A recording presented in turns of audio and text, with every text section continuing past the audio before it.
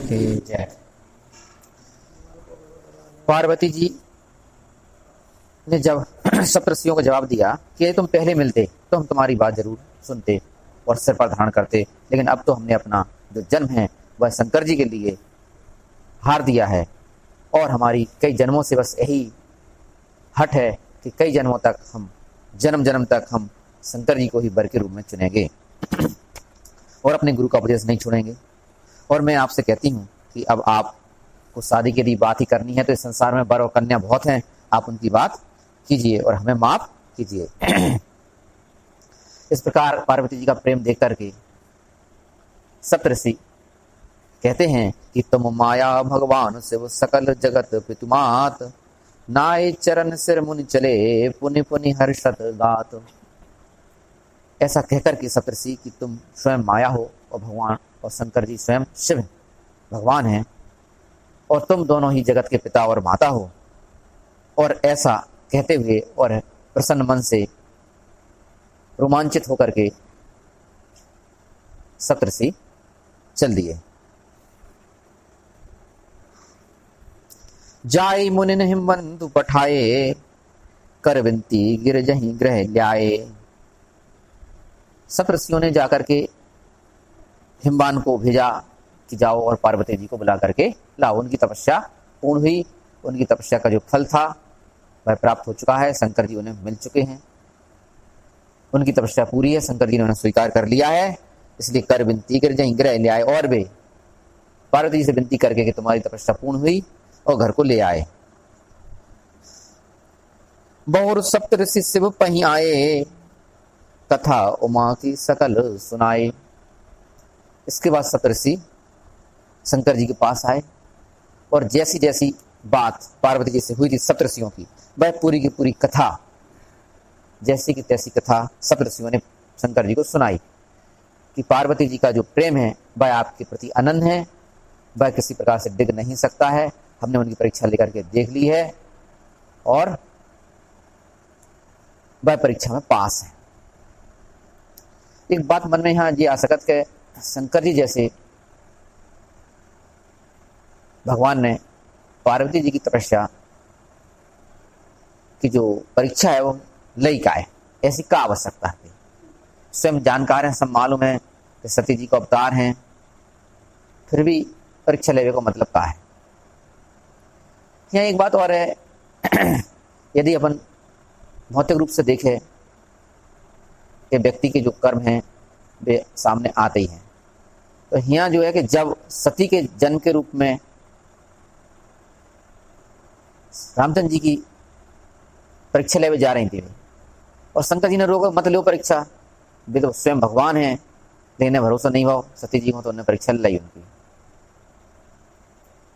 तो जब तुम दूसरे की परीक्षा ले आओ और शंकर जी कहने से नहीं मानी तो तुम्हारी परीक्षा भी बहुत जरूरी है। इसलिए राम जब समझाने आए थे तो वे चाहते तो शंकर जी को कह जाते कि परीक्षा नहीं लेने उनकी, लेकिन राम ने भी नहीं समझाओ।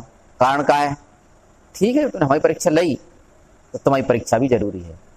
ऐसी कई बातें जो जाके लाने आवश्यक हैं कि व्यक्ति समाज में वही बात फेंके जो उचित हो, दूसरों के साथ वह ऐसा व्यवहार न करे जो वह खुद के लाने पसंद नहीं है। और यदि तुमने ऐसा व्यवहार करो दूसरे के संग जो तुम्हें पसंद नहीं है, तो फिर तुम्हारे संग भी ऐसा व्यवहार हुई है जो तुम्हें पसंद नहीं है। इसलिए वही व्यवहार करने चाहिए। और जब कोई सदगुरु कोई महान व्यक्ति कहे तो बाकी बात मान लेना चाहिए। लेकिन पार्वती सती जी ने नहीं मानी थी और उनकी परीक्षा ली, तो वही शासन परीक्षा उन्हें देने भी पड़ी। वही परीक्षा के बदले में पार्वती जी ने कर्री परीक्षा दी। फिर कहा कि कर्म तो आगे आ है, जो तुम करो वो भोगने पड़े।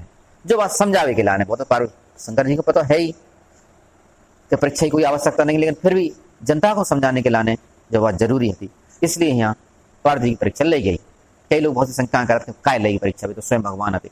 अरे तो वे तो ठीक है भगवान आते, तुम तो नहीं हो नहीं भगवान, तुम्हें जरूरी है नहीं, हर गलती को दंड मिलना चाहिए। जिसे तुम डरो तो तुम्हें लगे कि तुम जो फेंक रहे हो वो तुम्हारे पास लौट के आ है, इसलिए तुम गलत न फेंक पाओ जीवन में कहूँ भी, जाके लाने ईश्वर ने भी ऐसे कृत करे कि वे जनता के लाने सीखें।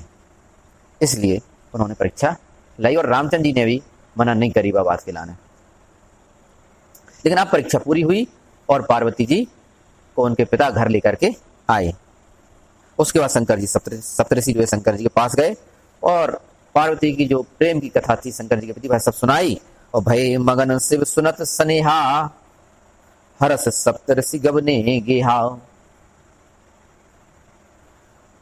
अपने प्रति पार्वती जी के प्रेम को देख करके शंकर जी मग्न हो गए, प्रेम में मग्न हो गए। भय मगन शिव सुनत स्नेहा, पार्वती जी के प्रेम को सुन करके वे मन ही मन में मग्न होने लगे, प्रसन्न होने लगे।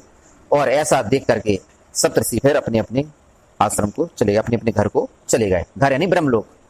हरस सप्तऋषि गबने गेहा, सप्तऋषियों को ग्रह है ब्रह्मलोक, ब्रह्मा के पुत्र हैं तो ब्रह्मी लोक में गए, तो अपने अपने घर यानी ब्रह्मलोक को चले गए।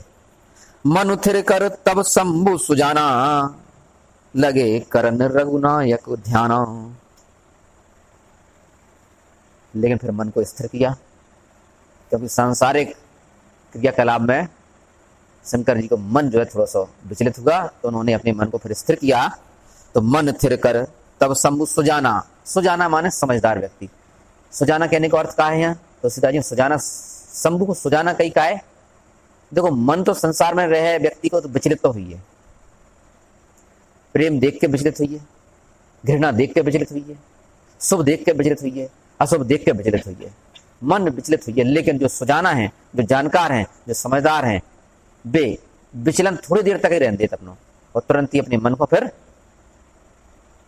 अलाइनमेंट करके राइट बिंदु पे आ जा, जहां आना चाहिए। लेकिन जो वो कर पे स्थिर मन वाले सुजाना है, जो जानकार हैं, जिन्होंने सत्संग किया है, जो समझदार हैं, वे थोड़ी देर के लाने विचलित तो होते हैं, लेकिन तुरंत ही ऐसे ही शंकर जी थोड़ी विचलित हुए और तुरंत ही उन्होंने अपने मन को स्थिर किया और लगे करन रघुनायक ध्यान, और रामचंद्र जी का ध्यान करने लगे। जो उनका लक्ष्य है, अपने लक्ष्य में डूब गए और राम का ध्यान करने लगे।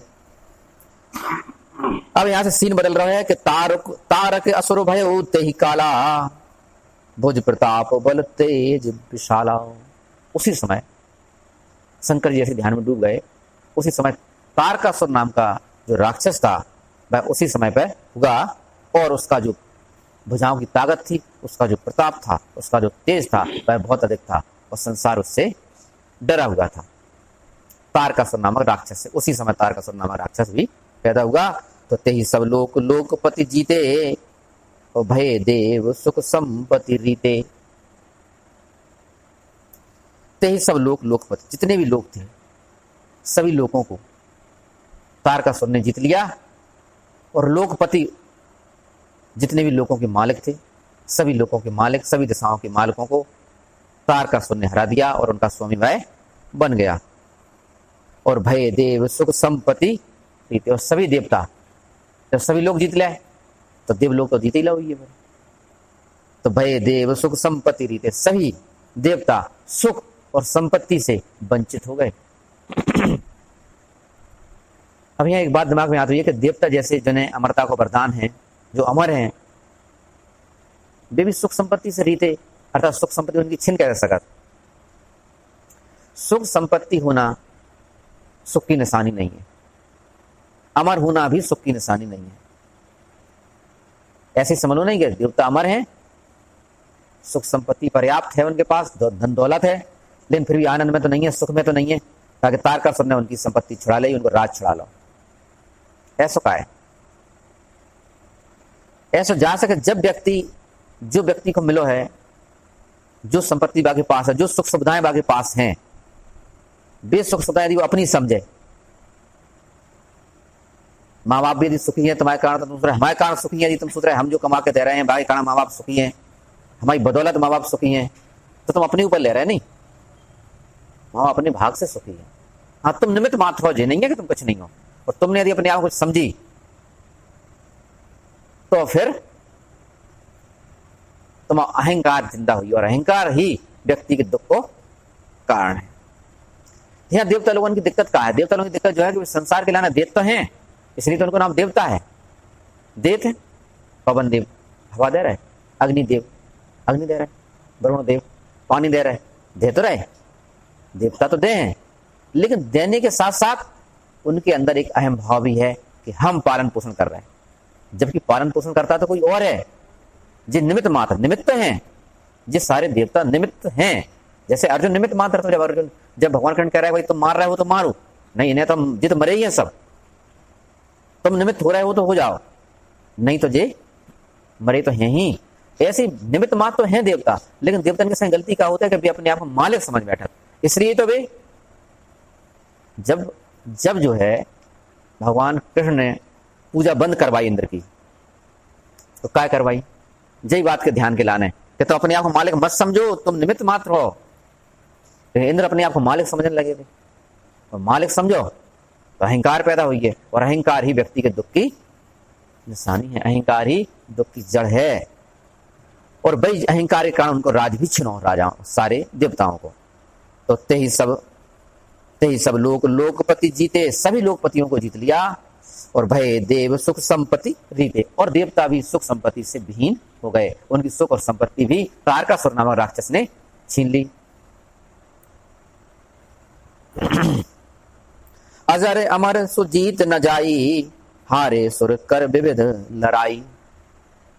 तारकासुर अजर और अमर था, अजर अमर सो जीत न जाई, हारे सुर सारे देवता लड़ लड़ के हार गए। अमर होते हुए भी देवता भी अमर हैं, अमर होते हुए भी देवता तारकासुर से हार गए। ऐसा तारकासुर का प्रभाव था। तब ब्रंच सन जाए पुकारे, और देखे विधि सब देव दुखारे। तब ब्रंच सन जाए पुकारे, ब्रह्मा के सामने पे सभी ने पुकार लगाई, सारे देवता एकत्रित हुए और ब्रह्मा के सामने पहुंचे। अब वही बात है, तुम मालिक हते तो हारे का है, मालिक हते तो ब्रह्मा के पास पहुंचे का है। अरे पहले ही समझ लेते नहीं जो बात कि हम मालिक नहीं है, ब्रह्मा मालिक है, तो नौबत काय खवा दी जो। लेकिन नहीं, बात समय पे ताकत दिख रही थी, तो अपने आप को मालिक समझ बैठे। तब ब्रंच सन जाए पुकारे, तो ब्रह्मा के सामने सभी देवता एकत्रित हो गए, और देखे विधि सब देव दुखारे। ब्रह्मा ने देखा कि सभी देवता तो बड़े दुखी हो रहे हैं। तो सब सन कहा बुझाए विधि, धनुष निधन तब होई, शंभु शुक्र संभूत सुत, यही जीतन रन सोई। अब ब्रह्मा ने उपाय बताओ, ब्रह्मा ने उपाय बताया कि सब सन कहा बुझाए विधि, विधि माने ब्रह्मा ने सबको समझाया, कहा धनुष निधन तब, इस राक्षस का निधन, इस राक्षस की मौत तभी हो सकती है कि शंभु शुक्र संभूत सुत, शंकर जी के शुक्राणुओं से जो पुत्र पैदा हो, शंभु शुक्र संभूत सुत, यही जीतन रन सोई। जो शंकर जी के शुक्राणुओं से पैदा होगा, यानी शंकर जी का जो पुत्र होगा, वही पुत्र इस राक्षस को युद्ध में जीत सकता है। यानी कुल मिलाकर शंकर जी के पुत्र से ही है मरेगा। चक्कर का है कि तारकासुर ने तपस्या करी, और प्रत्येक राक्षस तपस्या कर रहा था केवल काय के लाने, अमर होने के लाने। हर राक्षस तपस्या करते अमर होने के लाने, और बाद में एक वरदान मांगा था वो, कहे ईश्वर हमें अमर कर दो, लेकिन ईश्वर अमर तो करता ही नहीं है। बेकत कुछ किंतु परंतु लगाओ, रावण के लाने लगाई, हिरण्यकश्यप के लाने लगाई, ऐसी तारकासुर नहीं मांगी कि हमें अमर कर दो, तो बोले नहीं अमर नहीं कर सकत, कोई ऐसा वरदान मांग लो किंतु परंतु लगाओ कुछ तो हो सकत। तो फिर तारकासुर ने लगाई बुद्धि।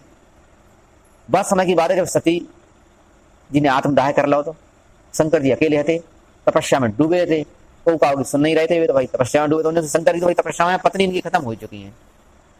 तो बानवी ताकत बनने सोची कोई ऐसा वरदान मांग लो किंतु परंतु लगा के, तो बानवी किंतु परंतु लगाया, बोले शंकर जी के पास पत्नी तो है ही नहीं, और तपस्या में जे लीन है, समाधि में लीन है, तो बाने ऐसा वरदान मांगो कि शंकर जी के पुत्र के अलावा हमें कोई और ना मार सके। ऐसा तारकासुर ने वरदान मांगो ब्रह्मा जी से। ब्रह्मा जी ने भी कहा तथास्तु।